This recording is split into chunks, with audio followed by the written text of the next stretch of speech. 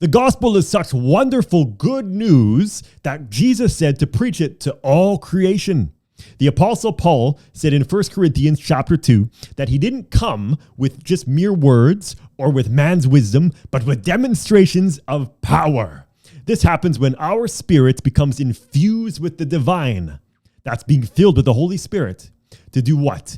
Power to heal the sick, power to cleanse the lepers, raise the dead, and cast out devils. That is our mandate as believers, is to preach the gospel with demonstrations of power. And we can only do that through the Holy Spirit. So we're going to continue reading in Mark chapter 3 to see the authority that Jesus gave his disciples to cast out devils. Let's continue with this powerful gospel reading. I just love the gospel. It makes me so excited because it really is good news to those who hear, but only if it is preached. We need to preach the gospel, and not just with mere words, but with demonstrations of power. Mark chapter 3. Jesus heals on the Sabbath. Another time, Jesus went into the synagogue, and a man with a shriveled hand was there. Some of them were looking for a reason to accuse Jesus, so they watched him closely to see if he would heal on the Sabbath. Jesus said to the man with the shriveled hand, "Stand up in front of everyone." Then Jesus asked them, "Which is lawful on the Sabbath, to do good or to do evil, to save a life or to kill?" But they remained silent. He looked around them in anger and deeply distressed at their stubborn hearts. He said to them, "Stretch out your hand." So he stretched it out, and his hand was completely restored. Then the Pharisees went and began to plot with Herodians how they might kill him. Jesus withdrew with his disciples to the lake, and a large crowd from Galilee began to follow. When they heard about all that he was doing, they came to him from Judea, Jerusalem, Idumea, and the regions across Jordan and around Tyre and Sidon. Because the crowd, he told his disciples to have a small boat ready for him, because he had healed many, and people with all kinds of diseases were pushing forward to touch him.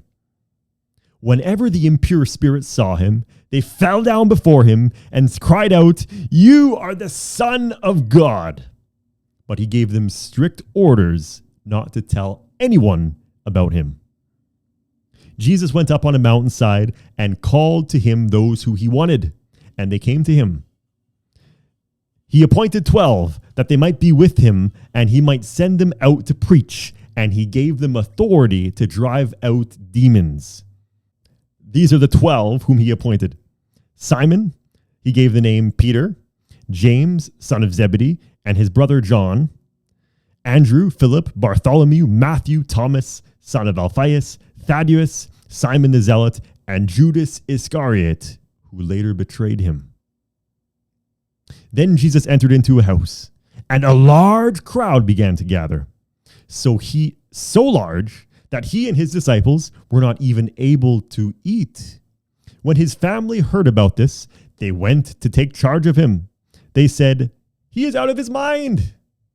And the teachers of the law and the Pharisees came from Jerusalem and said, "He is possessed by Beelzebul. By the prince of demons, he is driving out demons."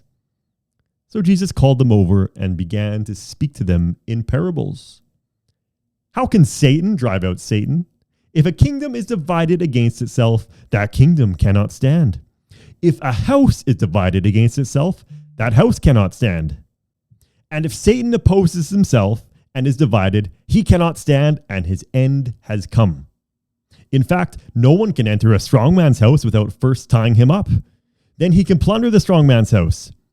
Truly, I tell you, people can be forgiven of all their sins and every slander they utter. But whoever blasphemes against the Holy Spirit will never be forgiven. They are guilty of eternal sin." He said this because they were saying he has an impure spirit. Then Jesus' mother and brothers arrived. Standing outside, they went to send someone to call him in. A crowd was sitting around, and they told him, "Your mother and your brothers are outside looking for you." "Who are my mother And who are my brothers? He asked. Then he looked at those seated in a circle around him and said, Here are my mother and my brothers. Whoever does God's will is my brother and my sister and my mother.